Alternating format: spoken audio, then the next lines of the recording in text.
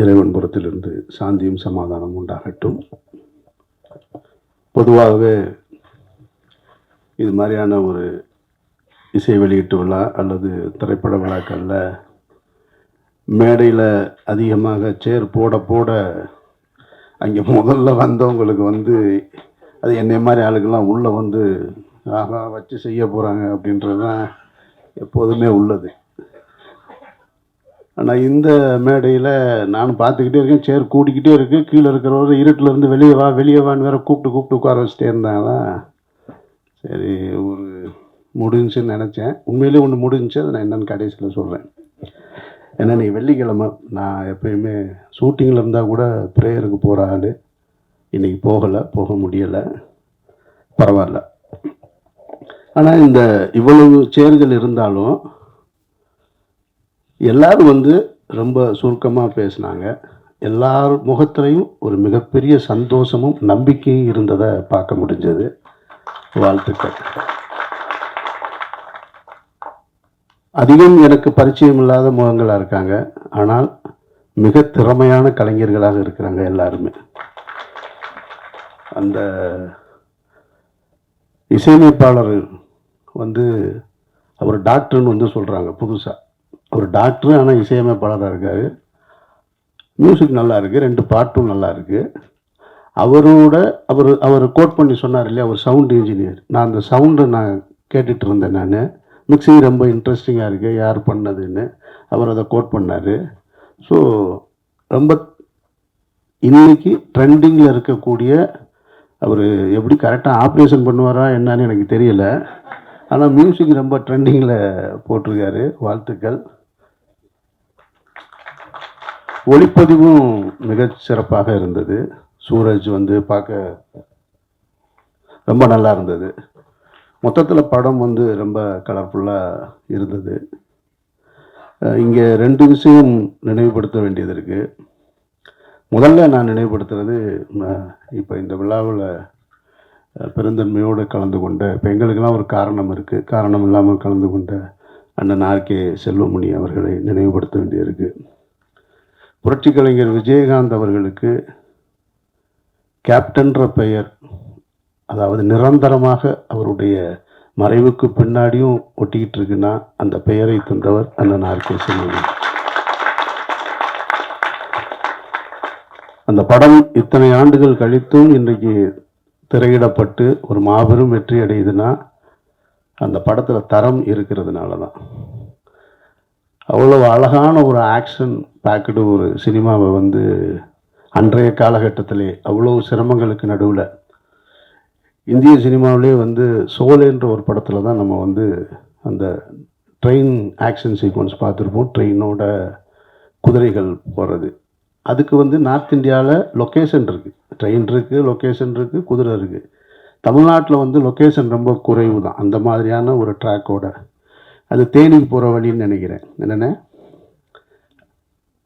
ஆண்டிப்பட்டி அந்த இடத்துல அவ்வளோ அழகாக அந்த ஃபைட் சீக்வன்ஸ் எடுத்ததாக இருக்கட்டும். அந்த அருவி கிட்டத்தட்ட சோலையில் இருக்கிற எல்லாமே ரிசம்பிளன்ஸாக இருக்கும், ஆனால் புதுசாக இருக்கும் எல்லாமே. அவ்வளோ அழகாக அவ்வளோ பெரிய பட்ஜெட்டில், ஏன்னா அது ப்ரொடக்ஷனே 2 வருஷம் 3 வருஷம் இருந்தது சோலை. இவர் எப்படி அந்த படத்தை எடுத்தார் அப்படின்றத ஆச்சரியப்படுத்துகிற அளவுக்கு இன்றைக்கும் அது திரையரங்கில் வெற்றி அடைஞ்சிருக்குன்னா அதில் இருக்கிற குவாலிட்டி தான். அப்படி ஒரு ஆக்ஷன் படத்தை கொடுத்த நான் ஆர்கே செல்வமணிக்கு என்னுடைய நெஞ்சார்ந்த வாழ்த்துக்கள். அந்த படத்தை சரஸ்வதி தேட்டரில் ரிலீஸ் அன்னைக்கு நைட் ஷோ பார்த்தவன் நான். அப்போல்லாம் சினிமாவுக்கு வரல. இப்படி ஒரு உங்களோடு இந்த மேடைகளை பங்கு போட்டுக்கிறவேன்றதெல்லாம் நினச்சி கூட பார்த்ததில்லை. எனக்கும் அவருக்குமான உறவு என்பது நிறைய முரண்களோட, சண்டைகளோட, நட்போட, அது நிறைய இருக்குது, பெரிய கதை. நான் பொதுவாக எல்லாரையும் சார்னு தான் கூப்பிடுவேன். வெறுகு சிலரை தான் அண்ணேன்னு உரிமையோடு அழைப்பேன். அதில் மிக முக்கியமானவர் செல்வமணி அண்ணன். இன்னொன்று கீழே உட்காந்துருக்காரு ரமேஷ் கிருஷ்ணன் டைரக்டர், அவர் அண்ணன் தான் நினைப்பேன். ரொம்ப டஃப்பாக இருக்குது என் கூட ஒர்க் பண்ணுறது அப்படின்றாங்க. உண்மைதான் அது. எனக்கு வந்து ரொம்ப இந்த பாலிஸ்டாக மாஞ்சா போட்டு வேலை செய்கிறது அது வராது, தெரியாது. ஒன்று கொஞ்சம் கடினமாக தான் இருப்பேன். தங்கலில் வர்ற அமீர் கான் மாதிரி தான் நான் அப்படி தான் வந்திருக்கேன். நான் இந்த சினிமா அப்படின்றது எனக்கு சினிமாவுக்கு வருவதற்கு முன்னாலே உதவி இயக்குனராக இருக்கும்பொழுதுலேருந்தே தெரியும் எனக்கு. இது ரொம்ப ஒரு ஒரு காம்படிட்டிவான வேர்ல்டு இது, ரொம்ப போட்டி நிறைந்த உலகம் இது. இதில் போய் வந்து நம்ம அசிஸ்டண்ட் வந்து பேம்பர் பண்ணிக்கிட்டே இருக்கக்கூடாது.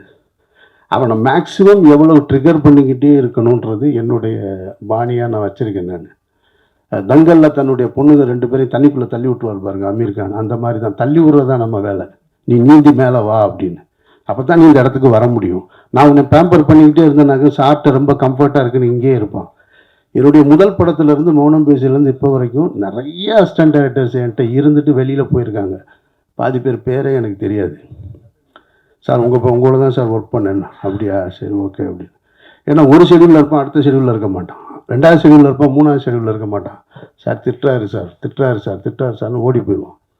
சார் அப்போ எங்கேயாவது பார்ப்போம், எங்கேயாவது பார்க்கும்போது எங்கடா இருக்கீங்க அப்படின்னு கேட்டால், சார் ஒரு டிஸ்கஷனில் இருக்கேன் சார்மா. யார் கூடடாமே? ஒரு புது டைரக்டர் சார். நீயே முழு படம் முடிக்கலை, இவன் போய் ஒரு புது டைரக்டரோட டிஸ்கஷனில் இருக்கேன்றான். அப்போ நான் அவங்களெலாம் கூப்பிட்டு ஒன்றே ஒன்று சொல்லுவேன், என்கிட்ட கோச்சிட்டு போ, தப்பு கிடையாது. என்னை எதிர்த்துட்டு கூட போ, அதுவும் தப்பு கிடையாது. ஆனால் திரும்ப நான் உன்னை பார்க்கும்போது எங்கடா இருக்கேன்னா, சார் மணி சார்கிட்ட ஒர்க் பண்ணுறேன்னு சொல்லு, சங்கர் சார்கிட்ட ஒர்க் பண்ணுறேன்னு சொல்லு.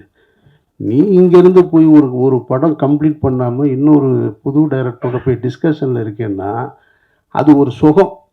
டிஸ்கஷனில் இருக்கேன்னு சொல்கிறது, உழைக்கிறது ரொம்ப கஷ்டம், டிஸ்கஷன் ரொம்ப ஈஸி. நீங்கள் வந்து ஆமாம், ஏன்னா இங்கே எல்லாமே சாப்பாடு ஏதோ சாப்பிட்டுட்டு டீயை குடிச்சிட்டு தம் அடிச்சுட்டு வேலை செய்யணும். உழைக்கிறது ரொம்ப கஷ்டம். இப்போ எங்கிட்ட போனவங்க அந்த மாதிரி பார்த்தீங்கன்னாக்கா ஒரு 30-40 பேர் இருப்பாங்க. ஜெயிக்கிறவங்க வெளியே வந்தவங்க ரொம்ப குறைவு தான். எவெல்லாம் திட்டு வாங்கிட்டு கூட இருந்தானோ அவன் தான் வெளியே வர்றான். கோச்சிட்டு போனவன் வரமாட்டேன்றான். கனியை சொல்லும்போது இங்கே சொன்னாங்க, கனி ஒரு ஃபைட் மாஸ்டர் சொன்னார்னு நினைக்கிறேன். ஃபைட் மாஸ்டர் சொன்னார், அவர் ரொம்ப உடம்பு பத்திரமா பார்த்துங்க. இல்லை அந்த மாதிரிலாம் ரிஸ்க் எடுக்காதீங்கன்னு சொன்னாருன்னு. அப்புறம் இவனை சாம சொன்னான்னு சொன்னாங்க, சீரியலுக்கு நீ போவாத அப்படின்னு. ஆனால் அவன் என்ன செஞ்சான்றது உங்களுக்கு தெரியணும்ல. இவன் பருத்தி வீரன் என் கூட ஒர்க் பண்ணிகிட்ருக்கான். அப்போ தான் உன்னை சரணடைந்த இவனுக்கு வந்து கனிக்கு ஸ்டேட் அவார்டு அனௌன்ஸ் பண்ணியிருக்காங்க. சரின்ட்டு அப்போ நம்ம தானே கனியை வந்து ரொம்ப பம்ப் பண்ணி வெளியே தள்ளணும்னு கனியை அங்கேயே வச்சு ஒரு செயின்லாம் போட்டு ஃபோட்டோலாம் எடுத்து பத்திரிக்கையெல்லாம் கொடுத்துட்டு, சரி கனி வந்து அடுத்த படம் டைரக்ட் பண்ணுவார், அமீரும் பாலச்சந்தர் சாரும் நடிக்கிறதா, 2 பேர் நடிக்கிறாங்க, கனி டைரக்ட் பண்ணுறான் அப்படின்ற மாதிரிலாம் ஒரு செய்தி வந்திருக்கு. கனி வந்து மிக கடினமான உழைப்பாளி, அதில் மாற்று கருத்தே கிடையாது. நிறைய படிப்பான், நிறைய படித்து எனக்கு சொல்லிக்கிட்டே இருப்பான். நமக்கு படிக்கிற பழக்கம் இல்லை, கனியானா சொன்னால் கேட்டுக்கிட்டே இருப்பேன் நான். அங்கே என்ன பண்ணுறாரு கனி வந்து ஒரு அந்த வாடிப்பட்டியில் போலீஸ் ஸ்டேஷன் சீக்வன்ஸ் எடுத்துக்கிட்டு இருக்கோம். அங்கே ஒருத்தர் நான் வந்து எனக்கு அவர் சொன்ன மாதிரி செல்வமணி என்ன சொன்ன மாதிரி குண்டூசி இல்லைன்னு வேறு ஏதாவது செய்ய மாட்டேன், டைலாக்லாம் எழுதிட்டு போயிடுவேன், வேறு ஒரு பிரச்சனை இருக்குது எனக்கு. அப்போ அங்கே ஒரு புது ஆர்டிஸ்ட், அங்கே பார்க்குற ஆர்டிஸ்ட்டை எடுத்துக்கிறது எனக்கு ஒரு வழக்கம். யாராவது ஏதாவது நல்லா பண்ணாங்கன்னா சரி அவனை கூப்பிட்டு அவனுக்கு ட்ரெஸ்ஸை போட்டு விடு அப்படின்னு. அப்படியே ஒருத்தனுக்கு மாட்டி விட்டேன் தெரியாதனமாக ஒரு இன்ஸ்பெக்டர் ட்ரெஸ்ஸை. அப்போ நடிக்கவே மாட்டேன்றான். கனி உள்ளியா அவனுக்கு அப்படின்னா அவன் போய், தம்பி இங்கே பாருப்பா அப்படின்னு பக்கத்தில் போய் நான் கத்திக்கிட்டே இருக்கேன். இவன் போய் இல்லையா அப்படி இல்லையா அப்படின்னா, என்னடா அவன் போட்டு உருவிக்கிட்டே இருக்க நீங்கன்னு போய் சப்புன்னு ஒரு அடியை போடுங்க. நீ போய் பக்கத்தில் போய் தடவி கொடுத்துக்கிட்டே இருக்கேன்னா, அண்ணா எனக்கு அதெல்லாம் வராது, வரலன்னா இங்கே வாடா அந்த பக்கம், சும்மா அவனை போட்டுக்கிட்டுன்னு இப்படி சத்தம் போட்டு ஏற்கனவே கனி மேலே கோவத்தில் இருக்கேன் நான். அவனுக்கு ஃபைல் எடுத்து நல்லா 2 அடி டம்முன்னு போட்டவுடனே டைலாக் வந்துருச்சு அவனுக்கு. அப்புறம் நடிச்சாச்சு, முடிஞ்சிருச்சு. கனியை திட்டினதில் கனிக்கு வந்து கனி ரொம்ப இலகிய மனசுக்காரன் தான். காய்ச்சல் வந்துடுச்சு. பொண்ணு சொல்கிறாரு, சும்மா ஒருத்தன் வேலை பார்த்துக்கிட்டு இருந்தான், அவனை கூப்பிட்டு திட்டி அவனுக்கு காய்ச்சல் வந்துருச்சுன்னு. சரிப்பா போய் ரெஸ்ட் எடுப்பாப்போம் அப்படின்னா கனி ஊருக்கு வந்துட்டோம். 2 நாள் ஊருக்கு வந்ததுக்கப்புறம் பார்க்குறேன் நான் என்னன்னு. அப்போது டிவியில் ஏதோ ஒரு ஷோஸ் ஒன்று, அப்படி தானே, தங்க வேட்டை. திடீர்னு போய் தங்க வேட்டையில் போய் கமிட் ஆகிட்டு வந்து நிற்கிறேன். ஐயோ என்னையா கனி, நான் உன்னை வச்சு படம் பண்ணணுன்னு இருக்கேன், ப்ரொடியூஸ் பண்ணணும், டைரக்டர்னா நிற்றேன். அண்ணே இல்லைண்ணே நான் அதை போகிறேண்ணே அப்படின்னா, சினிமாவுக்கு வந்துட்டேன்னு முடிவு பண்ணிட்டீங்கன்னா டிவி பக்கம் போகக்கூடாதுன்னு நான் சொன்னேன். கேட்கல. அவன் போய் தங்க வேட்டையெல்லாம் பண்ணிட்டு நிறைய பணம் சம்பாதிச்சுட்டு அதுக்கப்புறம் வந்துட்டு, ஆனால் என்ன அட்வைஸ் பண்ணியிருக்கான் பாருங்க, எவ்வளோ தெளிவு பார்த்தீங்களா? நான் சொன்னப்போ கேட்கல.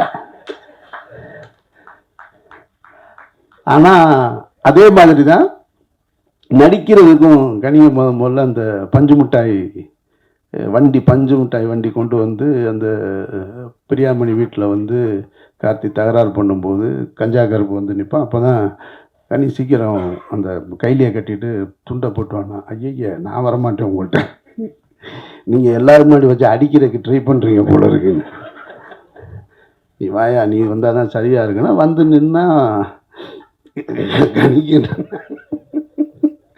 கஞ்சா கருப்பை தள்ளி விட்டு. ஆனால் அன்னைக்கு வந்து கனி அவ்வளோ யோசிச்சு, ஆனால் அன்னைக்கும் கனியை திட்டு வாங்கிட்டு தான் அப்படின்னா, ஆனால் அப்புறம் ஒரு மாதிரி நல்லபடியாக முடிஞ்சு அந்த சீன் ஒரு 5 நாள் எடுத்தோம். அது ஏன் சொல்கிறேன்,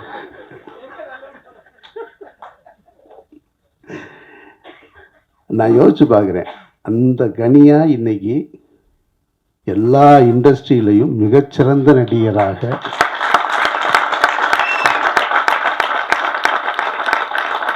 பிரமாதப்படுத்துகிறான். எனக்கு ஆரம்ப கால படங்கள் பார்க்கும்போது சுப்பிரமணியபுரம் பிடிச்சிருந்தது. ஈசன் பார்க்கும்போது ஈசன் எனக்கு ஒன்றும் பெருசாக என்னை இம்ப்ரெஸ் பண்ணலை. அதாவது கனியுடைய நடிப்பு இப்படி நெஞ்சு அப்படி நிமித்தி இப்படி ஒரு போலீஸ்காரனா வேறு நிற்குது, ஏன்டா நெஞ்ச நிமித்தியே நிற்கிற போலீஸ்காரன்னா, அதெல்லாம் சிவாஜி சார் காலத்தில் முடிஞ்சிருச்சு, நீ என்ன கொஞ்சமாக இறக்குங்க கீழே சொல்கிற அப்படின்னு. அப்புறம் பார்த்தா கொஞ்சம் கொஞ்சமாக அப்படியே மாறி வட சென்னையில் நான் நடிக்க போகிறேன், என்னை வச்சு செய்கிறாங்க இவன் எல்லாரும். ஏன்னா அந்த ஷூட்டிங் முதல்ல ஆரம்பித்தாச்சு, நான் பாதியில் தான் போய் ஜாயின்ட் ஆனேன்.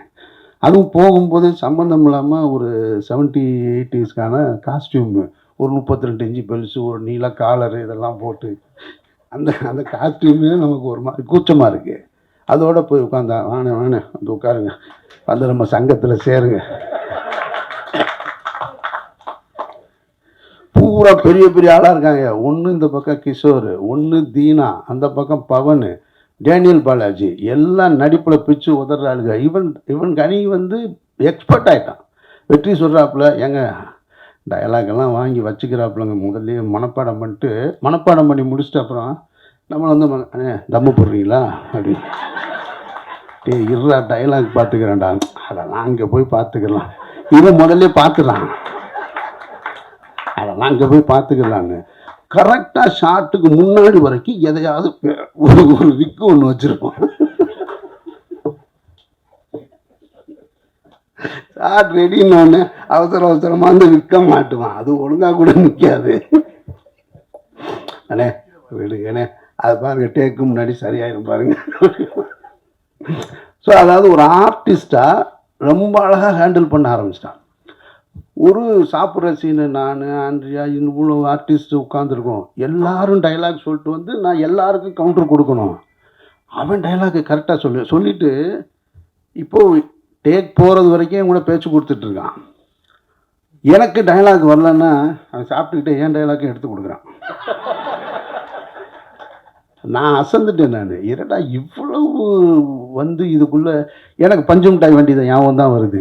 அங்கே இருந்தவன் எங்கே வந்து நின்று நம்மளே போட்டு இந்த பாடுபடுத்துகிறானே. அது வந்த உடனே முதல் நாள் அந்த ஷூட்டிங்கு போன உடனே இவனும் இன்னொரு ஆர்ட் டைரக்டர் ஜாக்கி 2 பேரும் சொன்னது, என்ன ஒரு 3 நாள் தாங்குமா, அதுக்கப்புறம் இந்த வேற ஒரு ஆர்டிஸ்ட்டு தேடணும் இந்த படத்துக்கு இவங்க, ஏன்னா எனக்கு வெற்றிக்கு முட்டிக்கிடுமா, இது தாங்காதுன்னு. அப்புறம் 3-4 நாள் போனவனே என்ன வண்டி நல்லா போகிற மாதிரி தெரியுது. ரொம்ப ஒவ்வொரு அவனோட வளர்ச்சியை நான் பார்த்துக்கிட்டே இருக்கேன் நடிப்பில். இப்போ அதுக்கு அடுத்து திருமாணிக்கம்னு ஒரு படம் பார்த்தேன். திருமாணிக்கம் பார்த்தா இந்த கேரக்டர் வேறு யார் பண்ண முடியும்னு யோசிக்கிறேன் நான். இவனை விட்டால் வேறு ஆளே கிடையாது அப்படின்ற மாதிரி அந்த படம் இருந்தது. இப்போது சமீபத்தில் ஒரு தெலுங்கு படம் ட்ரெய்லரு துல்கர் சல்மானோட இப்போ ரிலீஸ் ஆகிருக்கு. காந்தா தெலுங்கு தானே, தமிழ் தெலுங்கு. அப்படி பார்த்துட்டு ஆச்சரியப்பட்டு போனேன் நான். என்ன இவ்வளோ அழகாக பெர்ஃபார்ம் பண்ணுறான் ஒரு டைரக்டர் கேரக்டர் அதானே, ரொம்ப பிரமாதமாக இருக்குது. அவன் வந்து இப்போ அப்படி லெஃப்ட் ஹேண்டில் டீல் பண்ணுறான் ஆக்டிங்கை. ஸோ எனக்கு அந்த வளர்ச்சி ரொம்ப பிடிச்சிருக்கு. அவனுடைய கடின உழைப்பு, அதில் எந்த மாற்று கருத்தும் கிடையாது. அங்கேருந்து எங்கிட்ட இருந்து அவங்ககிட்ட போய் சரியாக சேர்ந்துருக்கான். அப்போ நான் சொல்கிறது, என்கிட்ட இருந்து கோச்சிட்டு போனால் நான் நினச்சது ஒரு பெரிய டைரக்டர்கிட்ட போய் சேரணும் என்னுடைய உதவியாளர்கள்னு. ஆனால் அவன் சரியான இடத்துல போய் சேர்ந்துருக்கான் அப்படின்றது தான் இங்கே நான் உணர்றது. ஸோ இப்போ அங்கேருந்து தான் இது வந்திருக்கு. அதனால் கனி, உன்னுடைய வளர்ச்சிக்கும் என்னுடைய நெஞ்சார்ந்த வாழ்த்துக்கள். மற்றபடி இந்த அவர் ஹீரோவை பற்றி எனக்கு ஒன்றும் பெருசாக தெரியாது. மரகத நாணயத்தை எடுத்த சரவணன், பேச்சுலர் எடுத்த சதீஷ், அவர்களை எல்லாம் அறிமுகப்படுத்துனதுனால தான் இன்றைக்கி மகேஷ்ன்ற தயாரிப்பாளர் மூலமாக உங்கள் புள்ள தேவ் வந்து ஹீரோவாகிட்டு. அவர் சொன்னார், நம்ம எல்லாரும் அவங்கெல்லாம் இருக்கணும் இந்த மேடையிலன்னு நான் ஆசைப்பட்டேன்னு. வாழ்க்கை அப்படி நம்ம நினைக்கிற மாதிரிலாம் நடக்காது. அப்படி நினைக்கிற மாதிரி நடந்துச்சுன்னு சொன்னால் அது வாழ்க்கையாக இல்லைன்னு இல்லை. பொதுவாக சொல்லுவாங்க, நீ போகிற பாதையில் எந்தவித இடைஞ்சலும் இல்லைன்னு சொன்னால் அது உனக்கான பாதை இல்லை, யாரோ போட்ட பாதைன்னு. அப்போது நீ போகிற பாதையில் இடைஞ்சல் இருக்குன்னா தான், அதை சரி பண்ணால் தான் அது நீ போட்ட பாதையாக இருக்கும், உனக்கான பாதையாக இருக்கும்னு. அதனால் யார் இருக்காங்க இல்லை அப்படின்றதெல்லாம் தெரியல. இப்போது பொதுவாக மேடைகளில் சொல்லுவாங்க, ஒரு ஒரு உலகம் முழுக்க எங்கேயாவது ஒரு விருது விழாவில் பார்த்தா நான் வந்து எங்கள் அப்பா அம்மாவுக்கு நன்றி சொல்கிறேன் அப்படின்னு சொல்லுவாங்க. எனக்கெல்லாம் அந்த அப்படி ஒரு வாய்ப்பே கிடையாது. ஏன்னா என்னோடய 14 வயசில் எங்கள் அப்பா இறந்து போயிட்டார். நான் இப்படி ஒருத்தர் இருப்பேன்றதே எங்கள் அப்பாவுக்கு தெரியாது. அவர் பார்க்கும்போது நான் டவுசர் போட்டுட்டு இருந்த ஒரு பையன். அதுக்கப்புறமா இப்படி ஒருத்தன் வருவான், இப்படி ஒரு ஆளாக இருப்பான்றது தெரியாது. எங்கள் அம்மாவும் பெருசாக அதை எடுத்துக்கிட்டதும் கிடையாது. என்னுடைய பயணமே வேறு. அதனால் நம்ம நினைக்கிறது போல் வாழ்க்கை இருக்காது. பொதுவாக சாமானிய மனிதர்களுக்கே வாழ்க்கை இருக்காதுங்கும் போது சினிமா இன்னும் கூடுதல். நம்ம நினைக்கிறது எதுவுமே இங்கே நடக்காது. நம்ம பல கற்பனைகளில் வந்திருப்போம். திரைத்துறைக்கு வரும் பொழுது நான் நினைப்பேன், ஏன் படத்தை வந்து இப்படிலாம் எடுக்கிறாங்க, அப்படி ஸ்பாட்டுக்கு போனோம்னா அப்படி சிரிச்சுக்கிட்டே ஜாலியாக ஹீரோக்கிட்ட இது பேசிட்டு, ஹீரோயின்கிட்ட இது பேசிட்டு, இந்த மாதிரிலாம் எடுக்கலாமே நினச்சி வந்தவன் தான் நான். கடைசியில் வந்தால் யாருக்கிட்டையுமே பேசுகிறதில்ல, கேமராமேன்ட்ட கூட பேசக்கூட முடியாத ஒரு சூழல். இங்கே வந்து அந்த வேகம், அந்த அந்த அந்த கால் சீட்டுன்ற சொல்கிறது, அந்த நேரம், 150 பேரை மேனேஜ் பண்ணுறது, இதில் போய் சிரிக்கிறதுக்கு, பேசுகிறதுக்கு, விளையாடுறதுக்கு எதுக்குமே எனக்கு நேரம் இல்லை. நான் என்னை அப்படி மாற்றிக்கிட்டேன். அதனால் வாழ்க்கை உங்களை மாற்றிடும். நிச்சயமாக இந்த பயணம் உங்களுக்கு ஒரு புது அனுபவத்தை கொடுக்கும்னு நான் நம்புகிறேன். நான் சாம் என்கிட்டையும் ஒர்க் பண்ணியிருக்கான், கனிக்கிட்டேயும் ஒர்க் பண்ணியிருக்கான். ஆனால் 2 பேருடைய பாணி இருக்கான்னு தெரியலை. அவன் என்ன மாதிரி ஜானரில் படம் எடுத்திருக்கான்றது அதை பார்த்தா புதுசாக இருக்குது. ஸோ 2மே இல்லாமல் இப்போ கனியோடைய நாடோடிகள் மாதிரி நிமிர்ந்தல் மாதிரி இல்லை, என்னுடைய பருத்திவீரன் மாதிரியும் இல்லை. அவன் புதுசாக உன்னை ட்ரை பண்ணியிருக்கான். எதுவாக இருந்தாலும் நிச்சயமாக உன்னுடைய முயற்சிக்கு வாழ்த்துக்கள். நிச்சயமாக வெற்றி கிடைக்கணும். அதுக்கு காரணம் உங்கள் இவ்வளவு பேருடைய நம்பிக்கை. ஃபைட் மாஸ்டர், டான்ஸ் மாஸ்டர் எல்லாருமே வந்து ரொம்ப நம்பிக்கையோடு பேசுனீங்க. எல்லாருமே நடிகர்கள் எல்லாருமே உங்களுக்காகவே இந்த திரைப்படம் மிகப்பெரிய வெற்றி அடையணும்னு நான் பிரார்த்தனை செய்கிறேன். நான் வந்து பிரேயரை விட்டதே கிடையாது, விடவே மாட்டேன். கோபி எல்லாரும் கடைசியாக கோபி வந்து ஒரு பாசிட்டிவான ஒரு மனிதர். பார்த்த உடனே முகம் மலர பேசுவது, நம்பிக்கையோடு பேசுவது. அதனால் கோபி வாழ்த்துக்கள். கோபி கனியும் அப்படி தான் ஆயிட்டான். கொஞ்சம் கொஞ்சமாக ரமண மகரிஷியாக மாறிட்டு இருக்கானோன்னு எனக்கு தோணுது. அப்படியே ரொம்ப பாசிட்டிவாக வெல்வோம் வாழ்வோம் அப்படிலாம் சொல்கிறான்.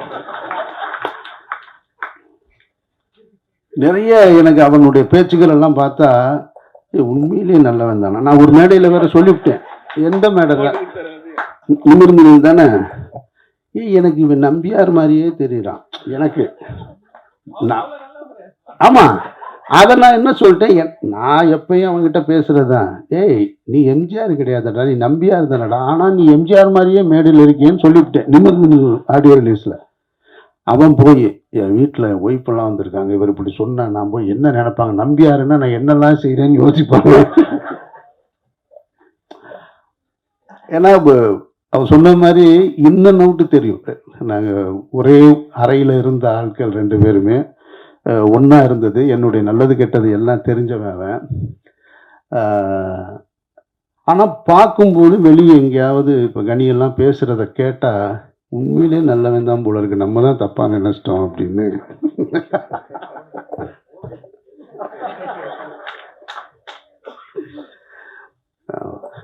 ரொம்ப சந்தோஷமா இருக்கு. இந்த விழாவுக்கு அதாவது ஒரு ஆசிரியருக்கு எது பெருமை அப்படின்னா, தான் வேலை பார்த்து சம்பளம் வாங்கினது அது பெருமை கிடையாது. தன்னுடைய மாணவர்கள் உயர்ந்த நிலைக்கு வரும்பொழுது தான் அது பெருமை. ஏன்னா அந்த உயர்ந்த நிலைக்கு வரக்கூடிய மாணவர்கள் இதுதான் என் டீச்சர்னு சொல்லும்போது கிடைக்கிற அந்த கௌரவம், அந்த கண்ணியம் இருக்கு இல்லையா, அதுதான் மிகச்சிறந்தது. அதுபோல எங்களை போன்ற இயக்குநர்களுக்கு என்னுடைய உதவியாளர் ஒருத்தன் ஜெயிச்சு வந்து சார் நான் அவர்கிட்ட ஒர்க் பண்ணேன்னு சொல்லும்போது தான் நாங்களும் லைவாக இருக்கோன்றது தெரியும். ஸோ நம்மக்கிட்ட இருந்து ஒருத்தன் வந்திருக்கான் அப்படிங்கும்போது, இப்போது பாலச்சந்தர் சார் ஒரு மேடையில் சொன்னதை நான் சொல்கிறேன் நான். நான் இவங்களோடலாம் போட்டி போட வேண்டியது இருக்கியா அப்படின்னாரு ஒரு பட விழாவில் எங்களை போன்ற இயக்குநர்களை பார்த்து. அது மாதிரி இப்போ இவன் எடுத்திருக்கிறத பார்த்தா நம்மளும் இது மாதிரி ஒரு படம் எடுக்கணும் போலன்னு அந்த ஒரு ஆசையை தூண்டுது. அப்போ என்னுடைய உதவியாளர் அப்போ அந்த பெருமையை அவன் எனக்கு கொடுத்துருக்கான்னு தான் நான் நினைக்கிறேன். நான் வாழ்த்துக்கள் சாம், உன்னுடைய ஒட்டுமொத்த குழுவினருக்கும். உங்களோட ராம்னு ஒருத்தர் இருந்தார். எல்லோருக்கும் என்னுடைய நெஞ்சார்ந்த வாழ்த்துக்கள், பாராட்டுக்கள். மிகப்பெரிய வெற்றி அடையட்டும். இறைவன் உங்களுக்கு ஆசீர்வதிக்கட்டும். வேறு யாரையும் நான் விடலைன்னு நினைக்கிறேன். நன்றி.